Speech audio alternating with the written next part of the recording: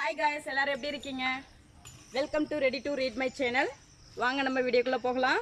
இன்னைக்கு எதை பத்தி பார்க்க போறோம் அப்படின்னா 10ஆம் வகுப்பு 10th ஸ்டாண்டர்டோட தமிழ் புக்ல இருக்கிற உரைநடை உலகத்துல தமிழ் சொல் வளம் அப்படின்ற பாடத்தை பத்தி தான் பார்க்க போறோம்.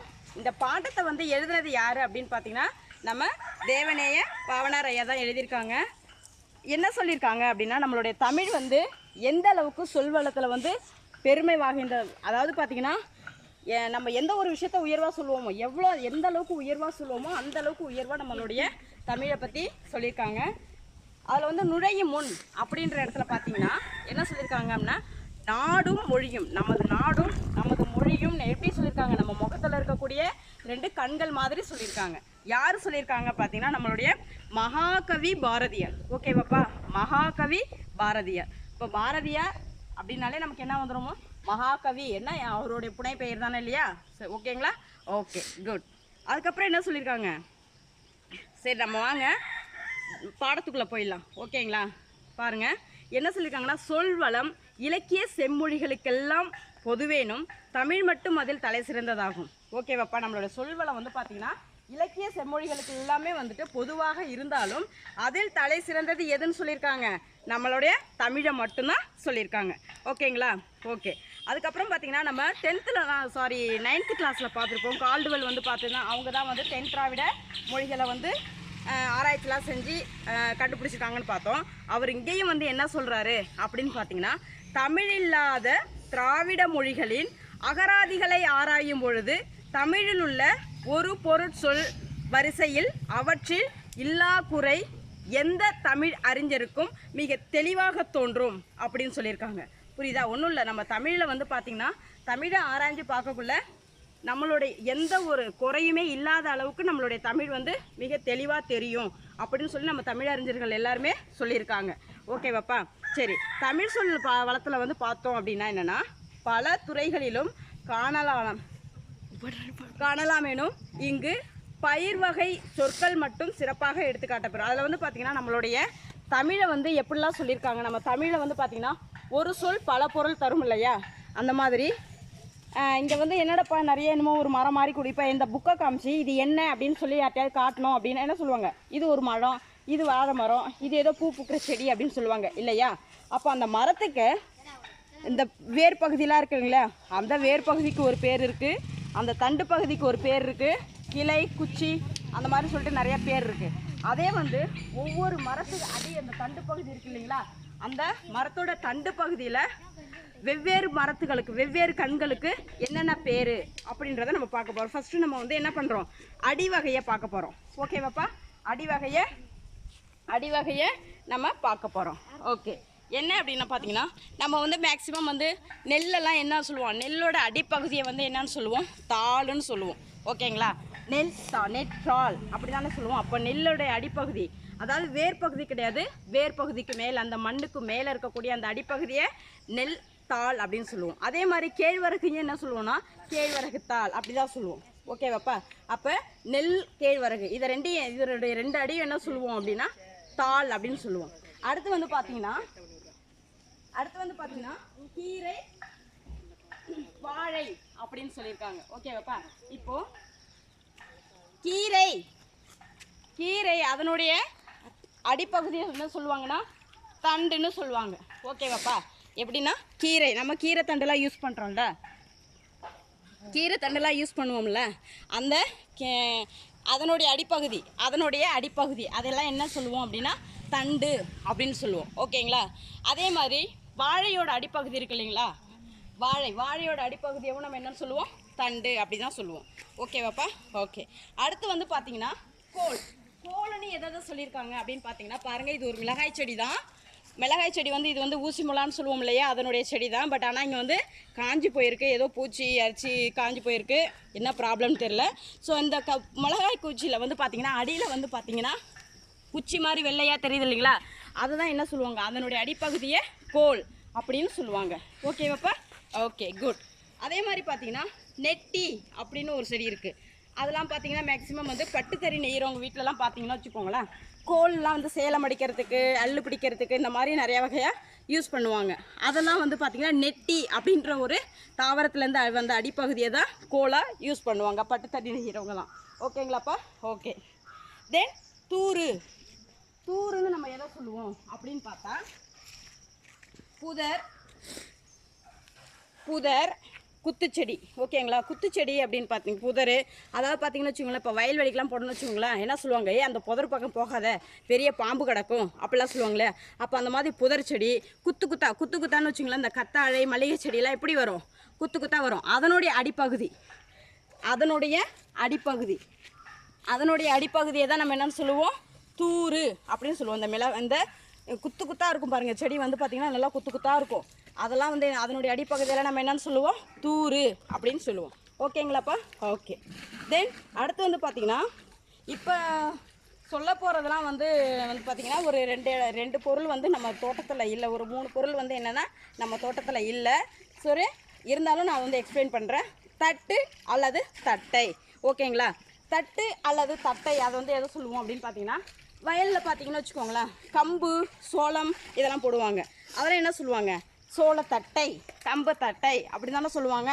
அப்போ அதனுடைய அந்த சோளத்தோடைய அடிப்பகுதியவும் கம்பு விளையுது இல்லையா, அந்த கம்பு விளையதோடைய அடிப்பகுதியவும் நம்ம என்னென்னு சொல்லுவோம், தட்டை அல்லது தட்டு அப்படின்னு சொல்லுவோம். ஓகேங்களா?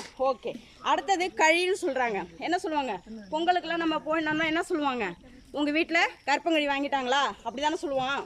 நம்ம கிராமத்தில் அப்படி தான் சொல்லுவோம். கரும்பு வாங்கிட்டீங்களான்னா அதெல்லாம் பார்த்தீங்கன்னா டீசெண்டாக பேசுகிறது. வந்து பார்த்திங்கன்னா சிட்டியில் அந்த மாதிரி சொல்லுவாங்க. ஆனால் கிராமத்தில் நம்ம பேரண்ட்ஸ், நம்மளுடைய அப்பா அம்மாலாம் என்ன சொல்லுவாங்க, கருப்பங்கழி வாங்கிட்டீங்களா, அங்கே போனால் அந்த கருப்பங்கழி வந்து 200 ரூபா சொல்கிறாங்க, 400 ரூபா சொல்கிறாங்கன்னு சொல்லுவாங்க இல்லையா. அப்போ அந்த கரும்புக்கு பேர், அந்த கரும்போட அடிப்பகுதி பேர் என்ன, கழி அப்படின்னு சொல்லுவாங்க. ஓகேவாப்பா? கழின்னு என்ன சொல்லுவாங்கன்னா, கரும்போட அடிப்பகுதியை தான் கழி அப்படின்னு சொல்லுவாங்க. ஓகேவாப்பா? ஓகே.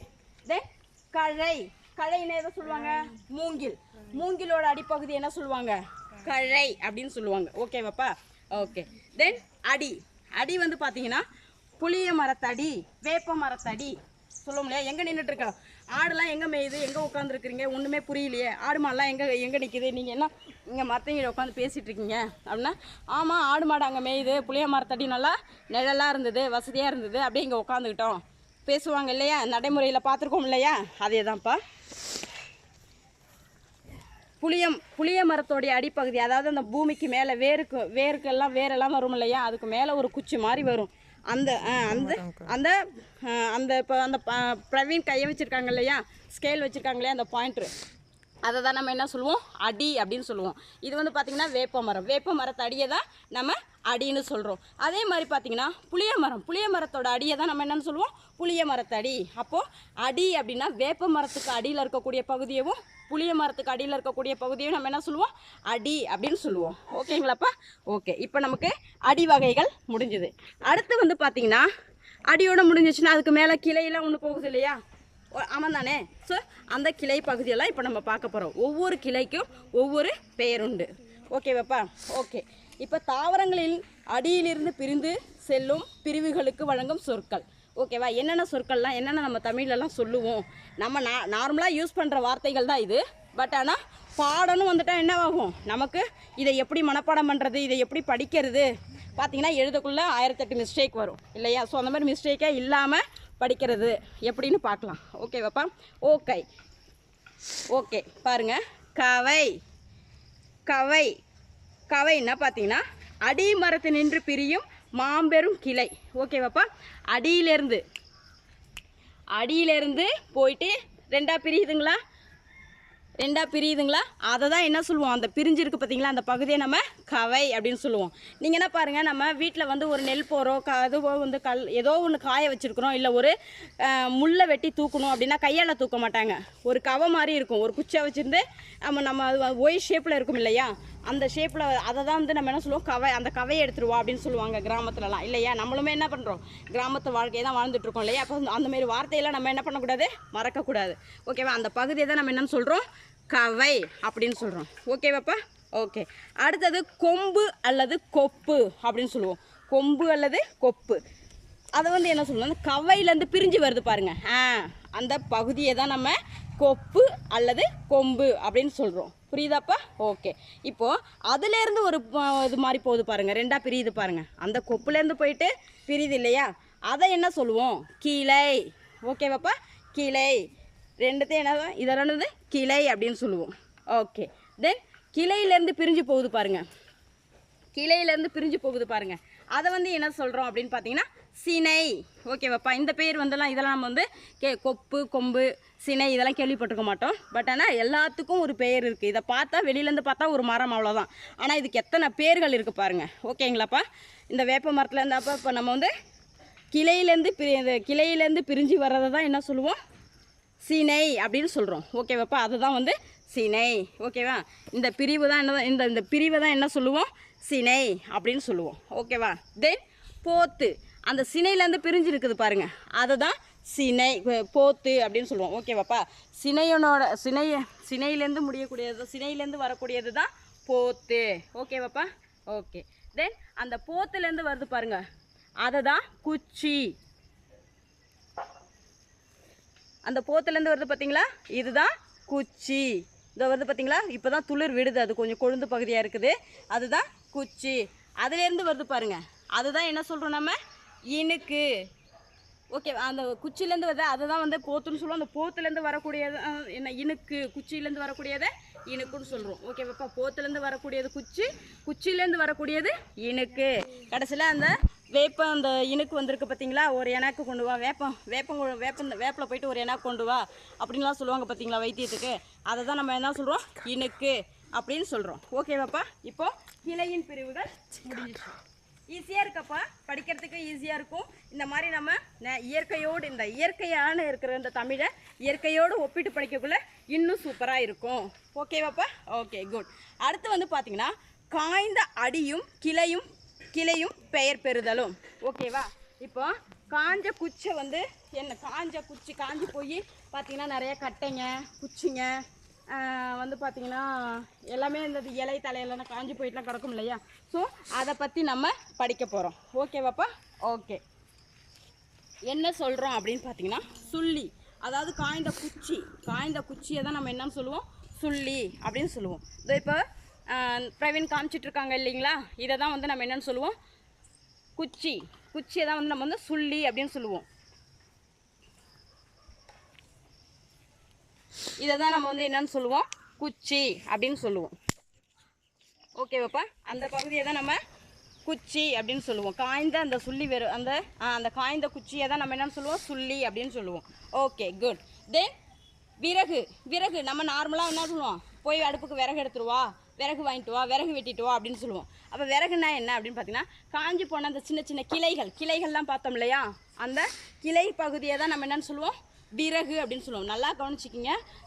அந்த கிளையிலேருந்து போன குச்சிகளெல்லாம் சுள்ளின்னும், மரத்துலேருந்து போன கிளைகளெல்லாம் விறகுன்னு சொல்கிறோம். ஓகேவாப்பா?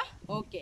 தென் அதுக்கப்புறம் பார்த்திங்கன்னா மரத்துலேருந்து இன்னொரு நம்ம கவைன்னு பார்த்தோம் இல்லையா, கட்டை, இந்த கவைன்னு பார்த்தோம் இல்லையா, அதுதான் வந்து என்னென்னா காய்ந்த கழியை தான் நம்ம என்ன சொல்கிறோம்? வெங்கழி. இப்போ பிரவீன் வச்சுட்டு ஆள்றீங்க இல்லைங்களா, அதுதான் வெங்கழி. ஓகேவாப்பா? நம்ம இந்த வார்த்தையெல்லாம் கேள்விப்பட்டிருக்க மாட்டோம், இருந்தாலும் எவ்வளோ அழகாக சொல்லியிருக்காங்க பாருங்கள். இந்த தமிழில் காய்ந்த குச்சியை கூட நம்ம என்ன சொல்லுவோம்? தூக்கி போட்டுருவோம். ஆனால் அதை கூட வந்து ஒரு நம்ம இலக்கியத்தோடு ஒப்பிட்டு எவ்வளோ அழகாக அந்த தேவநேய பாவனர் ஐயா எவ்வளோ அழகாக சொல்லியிருக்காங்க பாருங்கள். சாரி, மூச்சு வாங்கிறதுனால தான் இந்த பிழை. ஓகேங்களா? Okay, good. அப்புறம் காய்ந்த கொம்பு கவையும் அடியும் எப்படி சொல்கிறாங்க அப்படின்னு பார்த்தீங்கன்னா கட்டை. அதுதான் என்ன சொல்கிறாங்க? கட்டை அப்படின்னு சொல்கிறாங்க. அதுதான் வந்து பார்த்தீங்கன்னா அந்த அடித்தண்டு தான் சொல்கிறாங்க. அந்த அடித்தண்டுலேருந்து இது வந்து பிரிஞ்சு வந்திருக்கும் இல்லையா, அடித்தண்டுலேருந்து இது வந்து பிரிஞ்சு வந்திருக்கும் இல்லையா, அதை தான் வந்து என்ன சொல்கிறாங்க? கட்டை அப்படின்னு சொல்கிறாங்க. ஓகேப்பா? இப்போது நம்ம காய்ந்த அடியையும் கிளையையும் பார்த்தாச்சு. ஓகேவாப்பா? ஓகே. இப்போ நல்லா புரிஞ்சிருக்கும்னு நினைக்கிறேன். அடுத்தது பார்த்தீங்கன்னு வச்சுக்கோயேன், நமக்கு ரொம்ப நேச்சுரலாக இப்போ நம்ம பசுமையாக இருக்குது அப்படின்னு சொல்லிட்டு எதை பார்த்து நம்ம தீர்மானிப்போம்? இந்த இடம்லாம் ரொம்ப பரவாயில்லையே, ஐயோ நீங்களே பார்த்தோன்னே வீடியோ பார்த்தோன்னு நினைப்பீங்க, உங்கள் தோட்டம் வந்து சூப்பராக இருக்குது அப்படின்னு சொல்லி, உங்களுடைய கிளைமேட் வந்து சூப்பராக இருக்குது அப்படிம்பீங்க. பார்த்தோன்னே நம்மளை அட்ராக்ட் பண்ணது எது? இந்த பசுமை இல்லையா? அந்த பசுமையை தரக்கூடியது எது? நம்ம இலைகள். அந்த இலைகளை பற்றி பார்க்கலாம் வாங்க. ஓகேவாப்பா? ஓகே. இப்போது தாவரங்களில் இலையோட வகைகளில், அதாவது பார்த்திங்கன்னா ஒரே மரத்துலேருந்து வரக்கூடிய இலைகளுக்கு எவ்வளோ பேர்கள் இருக்குதுன்னு பாருங்கள். ஓகேவாப்பா? இலை, புளி, வேம்பு முதலியவற்றின் இலையை வந்து என்ன சொல்லுவோம்? அந்த அந்த தழை வந்து என்னன்னு சொல்லுவோம்? இலை. இலை இலை ஓகேவாப்பா. அதான் பாருங்கள், இங்கே ஒரு வேப்ப மரம் இருக்குது. நம்ம தோட்டத்தை சுற்றி வெறும் வேப்ப மரம் தான் நிறைய இருக்குது. இதை நம்ம என்னன்னு சொல்லுவோம்? இலை. அது பார்த்தீங்களா, அதை இப்போ அவங்க உருவனாங்க இல்லைங்களா பிரவீன், அதுதான் வந்து என்னதுன்னா இலை. அப்போ வேப்ப மரத்தவும் புளிய மரத்து இலையவும் என்ன சொல்லுவோம்? இலை அப்படின்னு சொல்கிறோம். ஓகேவாப்பா. தென் நம்ம ஆல்ரெடி பார்த்தோம் நெற்றால் அப்படின்னு பார்த்தோம்னா, அப்போ நெல் அந்த மாதிரி வகைகள்லாம் என்ன சொல்கிறோம்? நெல்லோட இலை அந்த வைக்கல் மாதிரி வந்திருக்கும் இல்லைங்களா, அதை வந்து நம்ம என்னன்னு சொல்கிறோம்? தாள் அப்படின்னு சொல்கிறோம். ஓகேவாப்பா. ஓகே. நெல் புல்லுக்கு நமக்கு பஞ்சமே இல்லை. நம்ம எங்கே தடுக்கி விழுந்தாலும் என்ன சொல்கிறோம்? புல் அப்படின்னு சொல்கிறோம் இல்லையா? இந்த புல் இதை எல்லாத்தையும் என்ன சொல்கிறோம்? தாள் அப்படின்னு சொல்கிறோம். ஓகேவாப்பா. ஓகே. தென் நம்ம தட்டையில் பார்த்தோம் இல்லையா, சோளத்தட்டை கம்மத்தட்டை அப்படின்னு, அந்த தோகை வருது, அந்த இலை வந்து தழைச்சி வருது, நல்லா நீட்டாக பார்த்தீங்கன்னா ஒரு வாள் மாதிரி தொங்கும். அதுக்கு பேர் என்ன? அந்த இலைக்கு பேர் தோகை. எவ்வளோ அழகாக தோகை இப்போ தான் தோகை விடுது அப்படிலாம் சொல்லுவாங்க இல்லையா, அப்போ அதுதான் தோகை. ஓகேவாப்பா. அடுத்தது தோகை, அந்த சோளத்தில் வந்து வர்றது, கம்புலேருந்து வரக்கூடியது அழகாக தோகைன்னு சொல்லுவாங்க. அடுத்தது வந்து பார்த்திங்கன்னா ஓலை. ஓகேவாப்பா. ஓலை. இந்த இது பார்த்திங்கன்னா இந்த இப்போ பிரவீன் கையை வச்சுட்ருக்காரு இல்லைங்களா, இதை தான் நம்ம என்ன சொல்கிறோம்? தோகை அப்படின்னு சொல்கிறோம். தென்னை இலையில் வரக்கூடிய அந்த இதுவை தான் வந்துட்டு ஃபுல்லாத்தையும் என்ன சொல்கிறோம் அப்படின்னா தோகை அப்படின்னு சொல்கிறோம். நம்ம வந்து ஓலை அப்படின்னு சொல்கிறோம். ஓகேவாப்பா. ஓலை, தென்னை ஓலை, பனை ஓலை. அந்த காலத்தில் என்ன சொல்லியிருப்பாங்க நமக்கு? அந்த காலத்துலலாம் வந்து பார்த்திங்கன்னா நிறைய ரகசியங்களை வந்து பாதுகாத்து வச்சுருக்கிறதும் பார்த்திங்கன்னா நம்ம ஓலைச்சுவடி அப்படின்னு சொல்லலாம். அந்த ஓலைகள்லாம் இதுலேருந்து தான் வந்தது. ஓகேவாப்பா. இதுலேருந்துன்னா தென்னையிலேருந்து இல்லை, பனையிலேருந்து. ஓகேவாப்பா. Okay, good. அடுத்து வந்து பார்த்திங்கன்னா சருகு. இந்த காஞ்சி இருக்குது இல்லையா, காஞ்சி போய் இருக்கும் இல்லையா, அந்த இலைகள் வந்து பார்த்திங்கன்னா உதிர்ந்து காஞ்சி போய் கிடக்கும். ஓகேவாப்பா. இலைகள் வந்து பார்த்திங்கன்னா உதிர்ந்து காஞ்சி போய் கிடக்கும். ஓகேங்களா. இதோ இருக்குது பாருங்கள், அழகாக நம்மளுடைய செடி ஏதோ கடிச்சு அழகாக வெட்டி போட்டிருக்காங்க. இந்த செடியில் பார்த்தீங்கன்னா இந்த இது வந்து இலையாக இருக்கக்குள்ள பச்சையாக இருந்திருக்கும். இப்போ வந்து இது சருகாக மாறிடுச்சு, ஏன்னா காஞ்சி போயிடுச்சு இல்லையா. அந்த காய்ந்த இலைகள் தான் நம்ம சருகு அப்படின்னு சொல்கிறோம். ஓகேப்பா. ஓகே, இன்றைக்கி இது போதும். நாளைக்கு மீதியே வேறு ஒரு கிளைமேட்லேருந்து சந்திக்கலாம். உங்களுக்கு இந்த வீடியோ பிடிச்சிருந்தா லைக் பண்ணுங்கள், ஷேர் பண்ணுங்கள், கமெண்ட் பண்ணுங்கள், மறக்காமல் சப்ஸ்கிரைப் பண்ணுங்கள். பக்கத்தில் ஒரு பெல் ஐக்கான் வரும், அதையும் என்ன பண்ணுங்கள்? கிளிக் பண்ணிவிடுங்க. பாய்.